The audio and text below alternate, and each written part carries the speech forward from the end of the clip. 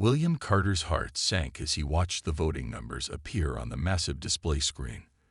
The Galactic Senate chamber fell silent as the final tally appeared, 78% in favor of Resolution 7392. The resolution had passed. Carter, Earth's ambassador to the Galactic Senate for the past 8 years, gripped the edges of his podium. He couldn't believe what was happening. After all humanity had contributed to galactic peace in the last 2 decades, the Senate had just voted to force Earth to give up its weapons. The Xeraxian High Chancellor, a tall blue-skinned being with 4 arms, stood from his central position. His voice boomed across the chamber. Resolution 7392 has passed with a clear majority. The human worlds will begin immediate disarmament of all military vessels, orbital defense systems, and colony security forces. This process must be completed within 30 Earth days. Carter stepped forward. Chancellor, I must object. This resolution was introduced without proper notice. Earth hasn't even had time to present our case. The Chancellor's upper set of arms folded across his chest. Ambassador Carter, the evidence speaks for itself. Humanity's history is filled with warfare. Your species advanced to spaceflight primarily through military competition. The recent border incidents with the Centaurian Empire only confirm what many species have feared. Humans are too unpredictable and aggressive to possess advanced weaponry. From the Arcturian section, a senator called out, "The humans have 9 different words for killing." 9. Shouts of agreement echoed through the chamber. Carter tried to speak over the noise.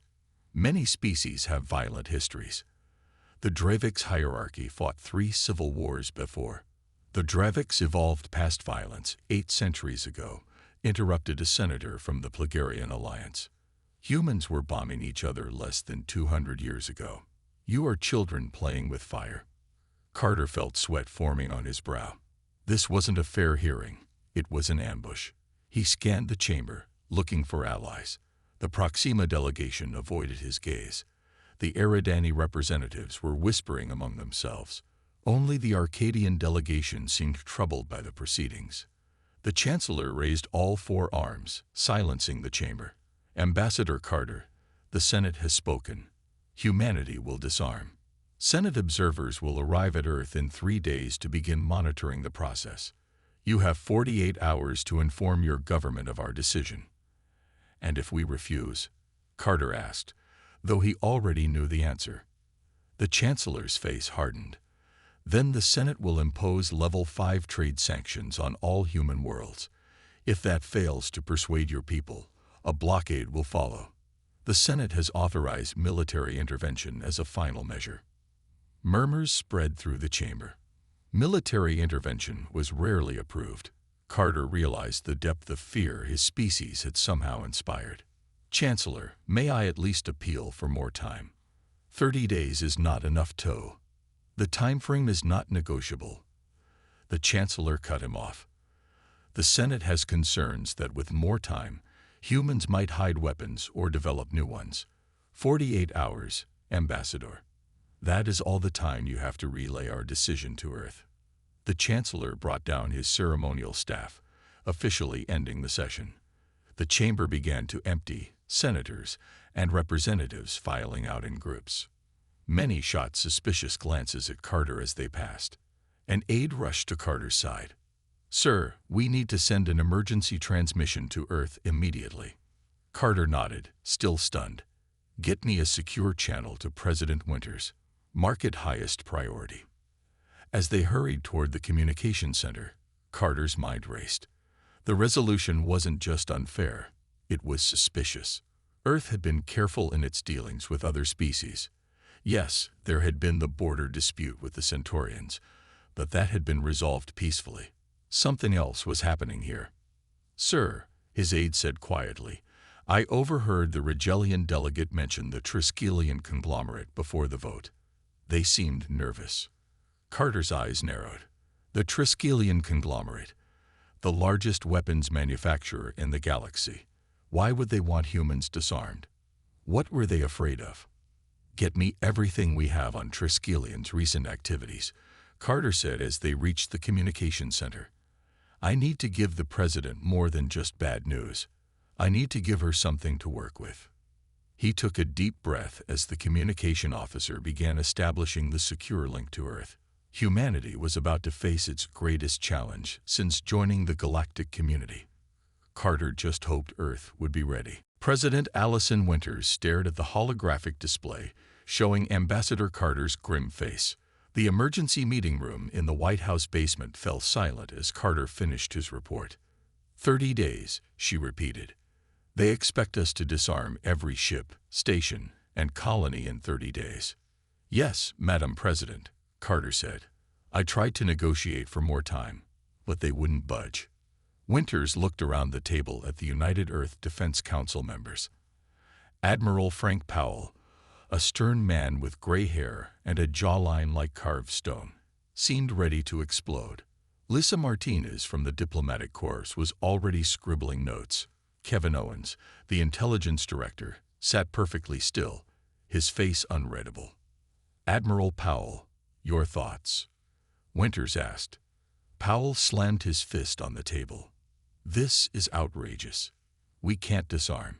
It would leave Earth and all our colonies defenseless. The pirates in the Outer Rim would swoop in within days, not to mention what the Centaurians might do. Martinez shook her head. If we refuse outright, we face sanctions, blockades, and possibly military action from the Senate. We can't win a war against the combined Senate forces. So we just roll over, Powell demanded. I didn't say that, Martinez replied calmly. But open defiance isn't the answer either. We need a diplomatic solution. Winters turned to Owens. Kevin, you've been quiet. What does intelligence have to say? Owens cleared his throat. Madam President, this vote didn't come out of nowhere. We've been tracking unusual communication patterns between several Senate species for weeks. And there's something else. He tapped on his tablet, and a new image appeared on the main screen. It showed a complicated web of financial transactions. 2 days ago, we intercepted communications between the Triskelion conglomerate and 3 major Senate members. The conglomerate has been making large payments to key senators, disguised as consulting fees. Carter's holographic image leaned forward. The Triskelion conglomerate, the weapons manufacturers. The very same, Owens confirmed. And here's where it gets interesting. 6 months ago, their chief engineer defected to Earth. We've kept it quiet, but he's been working with our scientists since then. His name is Zorn, and he believes the conglomerate fears human innovation. Powell raised an eyebrow. Why would the biggest weapons maker in the galaxy fear us? Dr. Olivia Sanders spoke up from the end of the table. The lead scientist of Earth's Advanced Technology Division rarely attended these meetings, but Winters had insisted she join today. Because we don't think like them, Sanders explained. Humans approach technology differently. We adapt and repurpose. We find multiple uses for the same tools. The conglomerate builds specific weapons for specific purposes at specific prices. Our approach threatens their entire business model. The room fell quiet as everyone considered this. So this isn't really about our supposed aggression, Winters said slowly. It's about our innovation. They're afraid we'll outcompete them. Or make their weapons obsolete, Sanders added. Powell leaned forward. So what do? We can't disarm, but we can't fight the entire Senate. A slow smile spread across Sanders' face. What if we did both? And neither. Everyone turned to look at her. Explain, Winters said. We appear to comply with the disarmament. We let their observers see exactly what we want them to see, but we also show them something they don't expect. Which is? Powell asked. The truth about our technology. What they think our weapons are actually tools with multiple purposes. We don't disarm. We reveal. Commander John Murphy, head of Special Operations, nodded slowly. A demonstration. Not of power, but of versatility. Exactly, Sanders said. We call it Operation Transparency. Winters considered this for a long moment. It's risky. If it fails, we might end up in an even worse position. If we simply give in or simply fight back, we lose either way, Carter's hologram pointed out. This gives us a third option. Winters stood up. Very well. Dr. Sanders, Commander Murphy, you have 24 hours to develop this plan in detail. Ambassador Carter, stall as much as you can. Tell the Senate we need time to organize the disarmament process. And if they don't buy it, Carter asked. Then we go with whatever plan we have, Winters said firmly. Because one thing is certain, Earth will not be left defenseless. Not by choice and not by force. As the meeting broke up, Sanders and Murphy huddled together, already discussing ideas. The fate of humanity now rested on their ability to change the Senate's perception, not through weapons, but through words and demonstrations. It was the most human solution possible. 3 days later, the first Senate observers arrived at Earth's orbital station Alpha. A group of 5 aliens from different species stepped out of their sleek diplomatic vessel. They were met by Captain Diana Wells, who wore her most formal military uniform without weapons. "Welcome to Earth space," she said with a practiced smile. "I'm Captain Wells. I'll be your guide during the disarmament process." The leader of the group, a tall reptilian being named Voxlar, flicked his tongue. "We expected your Admiral Powell." "The Admiral is overseeing the disarmament of our lunar base," Wells explained smoothly. "President Winters thought you might prefer to see our orbital defenses first." Voxlar narrowed his yellow eyes but nodded. "Very well. We will inspect your weapon systems immediately." "Of course," Wells said. "We've prepared transportation to our main defense platform." As the observers followed Wells, one of them, an Arcadian with flowing silver hair named Ilani, moved closer to her. "Captain, I must say I'm surprised by your cooperation," she said quietly. "We expected resistance." Wells kept her face neutral. "We respect the Senate's decision, even if we don't agree with it." Behind them, Dr. Sanders and Commander Murphy watched the group leave on the station's security feed. "Phase 1 is underway," Murphy said. "The observers are taking the bait." Sanders nodded. "And our teams? In position at all inspection sites. Everyone knows their role." Sanders looked at her tablet, which showed a countdown timer. 27 days until the deadline. "Let's hope this works." Meanwhile, on the main defense platform, Wells led the observers into the control center. Engineers were busy removing panels and disconnecting systems. "As you can see," Wells explained, "we're already disabling the targeting computers for our orbital defense grid." Voxlar watched suspiciously. "These are powerful weapons. Your people seem remarkably willing to give them up." Wells shrugged. "Orders are orders." One of the engineers called over, "Captain, we're ready for the demonstration." Wells turned to the observers. "We thought you might want to see the shutdown sequence for the main array." The observers gathered around a large screen. The engineer pressed several buttons, and the display showed a series of satellites powering down. "There," Wells said, "the main defensive grid is now offline." What she didn't mention was that the satellites had only switched modes, not shut down. The same hardware that could target incoming ships could also monitor space debris and solar radiation, exactly as it was designed to do. As the tour continued through the station, Ilani lingered near a window overlooking Earth. "It's beautiful," she said as Wells approached. "I've never seen a world with so much water." "That's why we protect it," Wells replied. Ilani turned to face her. "Is it true what they say, that humans will fight to the death over their homes?" Wells considered her answer carefully. "We prefer to live in peace, but yes, we will defend what we love." "Then why accept this disarmament?" Wells smiled slightly. "Sometimes, defense doesn't require weapons." Across the solar system, similar tours were happening at every human military installation. Senate observers watched as missile silos were emptied, fighters were powered down, and weapon stockpiles were sealed. Back on Earth, President Winters met with Ambassador Carter, who had returned temporarily to help coordinate their strategy. "How is it going?" Winters asked. "Better than expected," Carter replied. The observers are reporting full compliance to the Senate. The Chancellor is pleased. And Phase 2. Dr. Sanders says they'll be ready in 10 days. We're gathering representatives from every Senate species for the demonstration. Winters looked out her window at the White House garden. Do you think it will work, William? Will they understand? Carter's expression was serious. They've never really looked at us, Allison. They've only seen what they feared.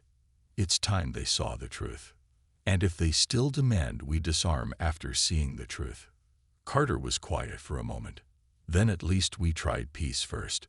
Outside the room, Commander Murphy finished briefing his team. Operation Transparency was proceeding perfectly, but the real test was still to come. Humanity's future would depend not on their weapons, but on their ability to change how the galaxy saw them. 10 days into the disarmament process, Voxelar was growing frustrated. He stood with his fellow observers in the hangar bay of Earth's largest space station, watching as human workers removed weapons systems from a line of ships. Something is wrong, he hissed to his assistant. The humans are too cooperative. They must be hiding their real weapons. Nearby, Ilani was speaking with a human engineer who was explaining the propulsion system of a small patrol craft. Unlike Voxelar, she seemed genuinely interested. Captain Wells, Voxelar called out, I wish to inspect your deep space military vessels, the ones capable of interstellar travel. Wells, who had been their guide for the past 10 days, nodded. Of course, we actually have something special planned for tomorrow. Admiral Powell has invited all observers to witness the decommissioning of our flagship at Mars base. Voxelar's eyes narrowed. Why wait until tomorrow? The ship is currently returning from the outer system. It will dock at Mars base in 14 hours. Voxelar flicked his tongue, a sign of suspicion among his species. Very well. But I expect full access to all areas of the vessel. Absolutely, Wells agreed. You'll see everything. Later that evening, Wells met with Dr. Sanders and Commander Murphy in a secure room. Voxelar is getting suspicious, Wells reported. He thinks we're being too compliant. Murphy smiled. Perfect. The more he suspects we're hiding something, the more impact our revelation will have. Sanders nodded. Is everything ready for tomorrow? Yes. The Horizon will arrive on schedule. Captain Rivera has been fully briefed. The crew knows exactly what to do. And our special guest? Sanders asked. Dr. Daniels is already on Mars base, preparing the demonstration, Murphy confirmed. This will be the turning point. The next morning, the observers were transported to Mars base. The massive red planet loomed outside the viewport as they approached the bustling human outpost. Admiral Powell himself greeted them at the docking bay. Welcome to Mars base. We're honored by your presence at this significant moment. Voxelar was unimpressed. Let us proceed with the inspection, Admiral. Of course. The Horizon will be docking shortly. In the meantime, perhaps you'd like to observe our tracking station. It's part of our early warning defense system, which we'll be reconfiguring as part of the disarmament.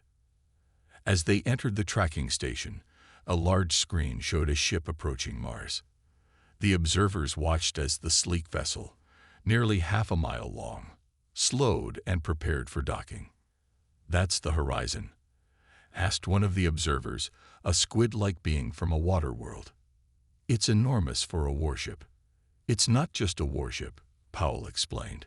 It's a multi-purpose vessel. Before Voxelar could question this, alarms suddenly blared throughout the station. Red lights flashed, and technicians rushed to their stations. What's happening? Ilani asked, alarmed. A technician called out. Solar flare detected. Category 5, heading directly for Mars orbit. Powell's face showed genuine concern. How long? 11 minutes until it hits us. The station's shields won't hold against a flare that size. Voxelar turned to Powell. You planned this as a distraction. Powell ignored him. Contact the Horizon. Tell them to accelerate docking procedures. For the next 10 minutes, the observers watched in tense silence as the Horizon raced to reach Mars base before the solar flare hit. The ship docked with just 2 minutes to spare. Now what? Voxelar demanded. Your station is still in danger. Powell looked at him calmly. Watch. On the screen, the Horizon's hull began to shift. Panels opened, revealing a complex array of devices that extended outward. What is that? Eleni asked, fascinated. That, Powell said with pride, is what you've been calling our main weapons array. The devices powered up, creating a massive energy field that extended around the entire Mars base. When the solar flare hit 1 minute later, the energy was absorbed and redirected safely away from the station. As the danger passed, the observers stood in stunned silence. Eleni was the first to speak. That wasn't a weapon. Powell smiled. No, that was a solar radiation shield. The same technology can be used offensively, but its primary purpose is protection, not just from enemy attacks, but from natural threats as well. Voxelar looked confused. But our intelligence reports were incomplete.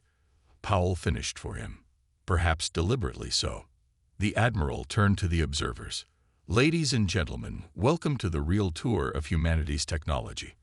I think you'll find it quite illuminating. After the solar flare incident, the mood among the observers changed. They followed Admiral Powell through the Horizon with new curiosity. Even Voxelar seemed less hostile, though still wary. This is our medical bay, Powell explained as they entered a large room filled with beds and strange equipment. It can treat up to 200 patients at once. Eleni examined a device that looked like a small gun. What is this? Dr. Eric Daniels stepped forward. He was a friendly-looking man with kind eyes and gray at his temples. That's a tissue regenerator. It helps heal wounds by stimulating cell growth. It looks like a weapon, Voxelar noted. The basic technology is similar to our cutting tools, Daniels admitted. But we adjusted the energy output and frequency to heal instead of harm. As they continued the tour, the observers saw more examples of dual-purpose technology. The ship's engines could be reconfigured for terraforming. The communication system could penetrate deep space or scan for life forms on planets. You see, Powell explained, humans have always needed to be efficient with our resources. We don't build single-purpose tools if we can avoid it. Later that day, Ambassador Carter arrived on Mars base. He gathered with the human team in a private room. The Senate is getting nervous, he told them. They've been receiving strange reports from the observers. The Chancellor has called an emergency session in 3 days. Perfect timing, Sanders said.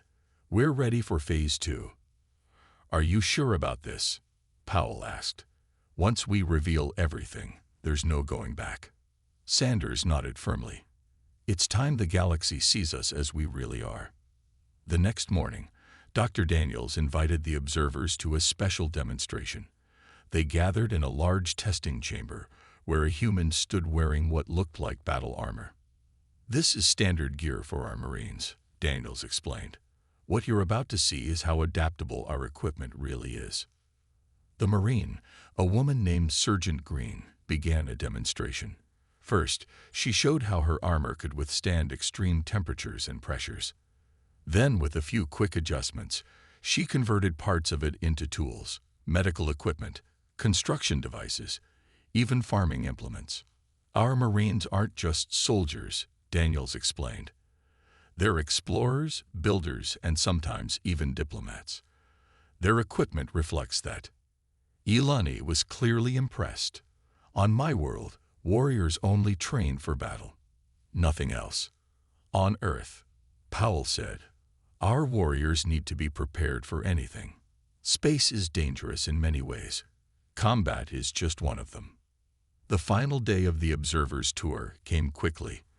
They had seen dozens of examples of human technology that served multiple purposes, but the humans had saved their biggest revelation for last.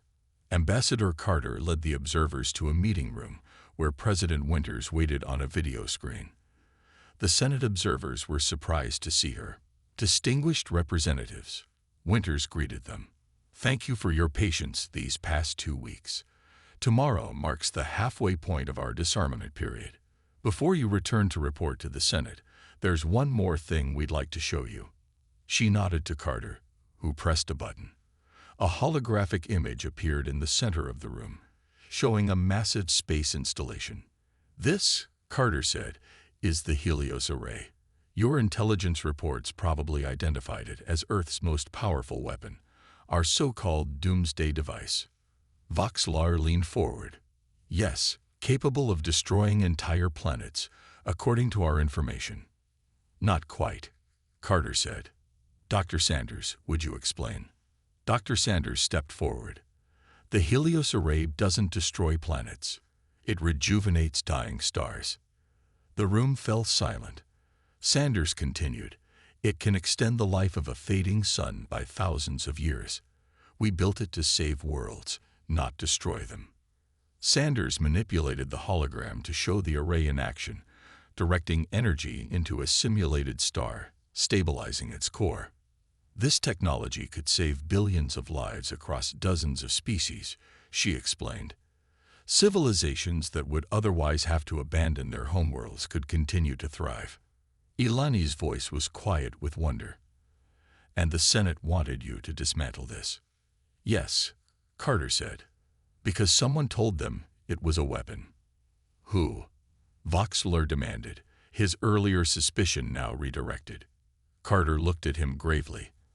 I think it's time we all return to the Senate to answer that question. Don't you? 3 days later, the great chamber of the Galactic Senate was filled to capacity. News had spread that the human delegation had requested an emergency session, and no one wanted to miss it. Ambassador Carter stood at the central podium with Admiral Powell and Dr. Sanders beside him. The Senate observers, including Voxlar and Ilani, sat in a special section nearby. The Xeraxian High Chancellor called the session to order. Ambassador Carter, you have requested this emergency meeting. The Senate recognizes Earth's right to address the Assembly regarding the disarmament process. Carter nodded. Thank you, Chancellor. Distinguished Senators, 15 days ago, you ordered Earth to disarm. You believed our technology posed a threat to galactic peace. He paused, looking around the chamber. We have complied with your inspections. Your observers have toured our facilities and examined our ships. But today, we are not here to report on our disarmament progress. We are here to reveal a truth. Murmurs spread through the chamber. The Chancellor frowned. What truth, Ambassador? The truth about human technology, Carter replied, and about who has been misleading this Senate about its purpose. He gestured, and large screens around the chamber activated, showing images from the observers' tour. These are what you call our weapons, but as your observers have now seen, they are much more than that. Dr. Sanders stepped forward. Esteemed Senators, humans design our technology to be adaptable. What looks like a weapon often has peaceful applications that are equally important, sometimes more important. She brought up an image of the horizon protecting Mars base from the solar flare. This ship's defense system also protects against natural disasters. Our Marine's armor converts to medical and construction equipment. Our orbital platforms that you feared could attack planets are primarily designed for detecting asteroids and deflecting them. Admiral Powell joined in. We don't build warships. We build ships that can fight if needed, but are primarily exploration vessels, research platforms, and emergency response crafts. Voxlar stood from the observer section. It's true. I have seen it myself. What our intelligence identified as weapons systems serve multiple functions. The Chancellor seemed unsettled. Even if this is true, humanity's history of warfare cannot be denied. The potential for these adaptable technologies to be used as weapons remains. Yes, Carter agreed, surprising everyone. We don't deny that our technology can be used to fight. We simply ask that you judge us by how we actually use it, not by how it could be used in the worst-case scenario. Eleni rose to stand beside Voxlar. Chancellor, during our inspection, there was no evidence that humans were preparing for war. Instead, we saw a species preparing to explore, build, and even help others. A senator from the Regelian delegation shouted, "This changes nothing. The resolution has passed. The humans must disarm." Carter raised his hand. "Before you reaffirm that decision, there's one more thing you should know." He nodded to Dr. Sanders, who activated a final image, a complex web of financial transactions. "These are payments from the Triskelion conglomerate to several Senate representatives," Carter explained. "Payments that coincidentally began shortly after a Triskelion engineer defected to Earth with information about their newest weapons line." The chamber erupted in chaos. The Chancellor banged his staff repeatedly, trying to restore order. "This is outrageous," shouted the Triskelion representative, a thin being with metallic skin. "These accusations are baseless." "Are they?" Dr. Sanders asked calmly. She projected a new image, specifications for Triskelion's next-generation weapons. "These designs are remarkably similar to technology Earth developed 2 years ago. Technology we chose not to use as weapons, but as tools." The Triskelion representative started to respond, but before he could, Ilani stepped forward again. "Chancellor, I move that the Senate immediately investigate these allegations and suspend Resolution 7392 pending the outcome." The Arcadian delegation stood in support, then the Eridani delegates. Soon, nearly half the Senate was standing. The Chancellor looked troubled. "This is most irregular. We cannot simply—" "We can and we must," interrupted an elder Proximant senator. "If the Senate has been manipulated, we must know." "I second the motion." As more delegates stood in support, Carter exchanged glances with Powell and Sanders. It wasn't victory yet, but it was a start. The truth was finally coming to light. The Senate chamber remained in an uproar for hours. The Chancellor finally called a recess, ordering a special committee to examine the evidence against the Triskelion conglomerate immediately. The human delegation waited in a side chamber, uncertain of what would happen next. "Do you think they believed us?" Admiral Powell asked, pacing the room. Carter nodded. "Many did, especially after Voxelar and Ilani supported our claims. I never expected Voxelar to speak on our behalf." "The truth is powerful," Dr. Sanders said, "even to those predisposed to distrust us." The door slid open, and Ilani entered. "Ambassador, the committee has finished its preliminary review. They're calling everyone back." When they returned to the chamber, the mood had changed. The Triskelion representatives were now seated in a special section, guarded by Senate security. The Chancellor looked grim. "The Emergency Committee has confirmed that unusual payments were made from Triskelion accounts to 17 Senate representatives," he announced. "Those representatives have been temporarily removed from voting rights pending a full investigation." Murmurs spread through the chamber. The Chancellor continued. "Additionally, technical experts have reviewed the evidence presented by Earth. They confirm that Triskelion's newest weapon designs appear to be based on human technology." The Triskelion primary representative, Zextor, jumped to his feet. "This proves nothing. So what if we paid consultants? And any similarity in designs is merely coincidence." From the back of the chamber, a new voice spoke. "It is not coincidence." All heads turned to see a Triskelion male walking down the central aisle. He was shorter than Zextor, with duller metallic skin, signs of lower social status among their species. "Zorn," Zextor hissed. "You traitor." The newcomer approached the podium. "My name is Zorn. I was chief engineer for Triskelion weapons development until 6 months ago. I defected to Earth because I discovered what my superiors were planning." The Chancellor studied him. "And what was that, exactly?" "The conglomerate has been losing market share for years," Zorn explained. "Our weapons are expensive and single-purpose.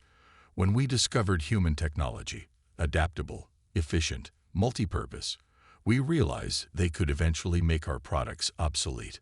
"So you stole their designs?" a senator asked. "We tried, but the human approach was too different from our thinking. We couldn't replicate it properly. Zorn looked at the human delegation. That's when Zextor decided that if they couldn't beat the humans, they would remove them from the market entirely. Zextor lunged forward, but was restrained by guards. Lies. All lies.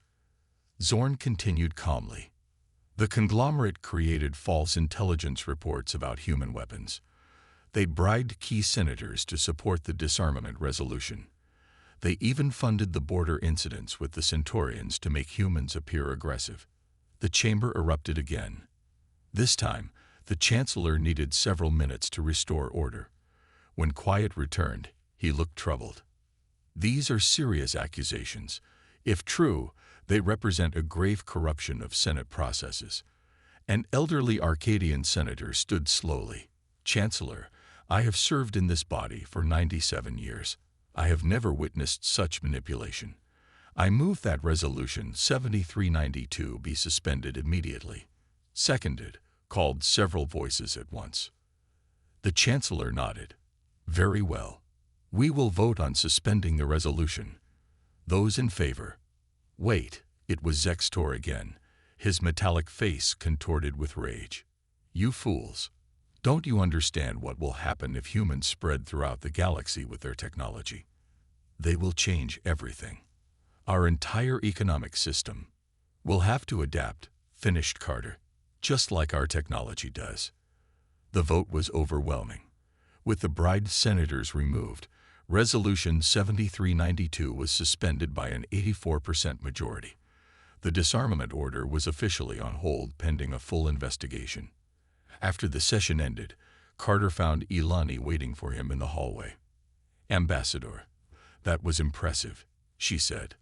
But this is just the beginning, isn't it? Carter nodded.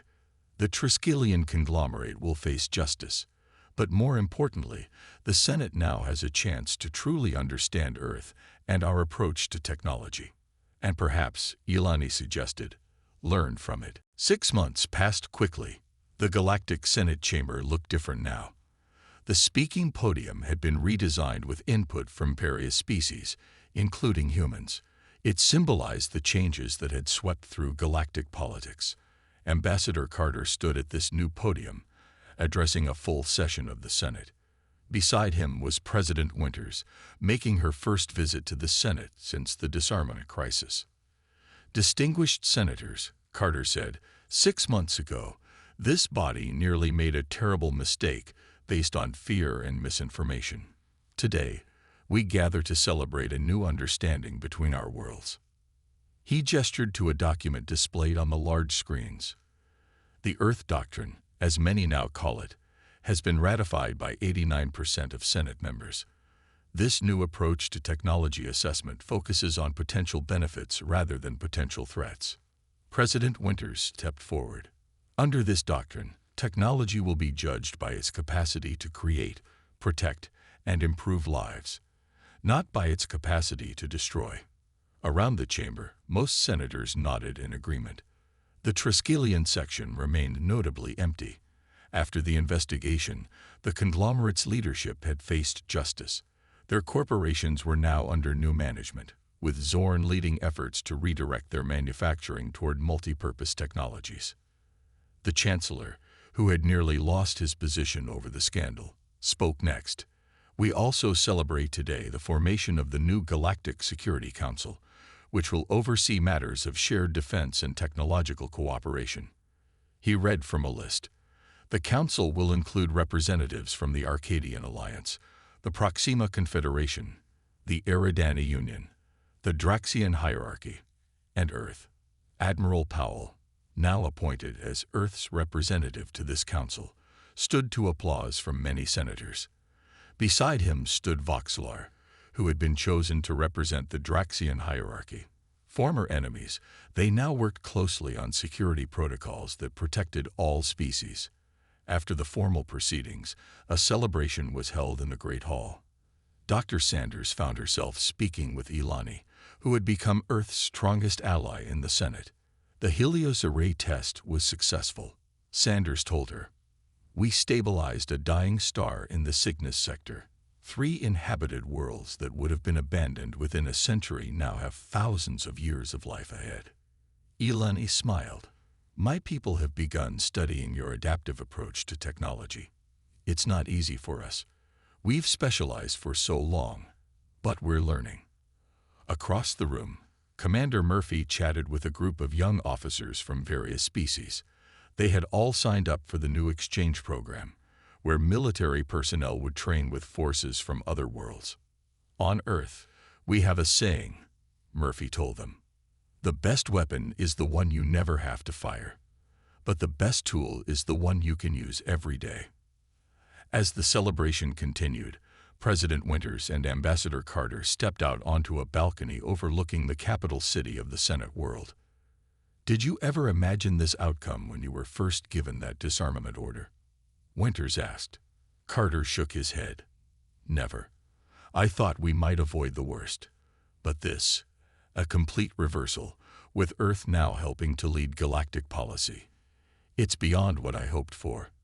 Winters looked up at the stars. The first cooperation vessel launches next week. Human and alien crews working together, with our adaptive technology and their specialized knowledge. The Harmony, Carter said, remembering the ship's name. A good choice. Captain Wells will command her, Winters added, with Ilani as her first officer. In the distance, they could see the shipyards where the Harmony was being completed. Its design was unlike any previous vessel, neither fully human nor alien, but something new. Like the new relationship between Earth and the galaxy, it represented the best of both approaches. They tried to disarm us, Carter reflected. Instead, they discovered that humanity's greatest weapon was never our firepower. It was our creativity, Winters finished, our ability to adapt. As night fell over the Senate world, the celebration continued inside. Species that had once feared humanity now sought their partnership. The galaxy had changed, and Earth had changed with it. Not through force, but through understanding. The Galactic Senate had tried to disarm humanity, but Earth's response had indeed left them speechless. And better for it.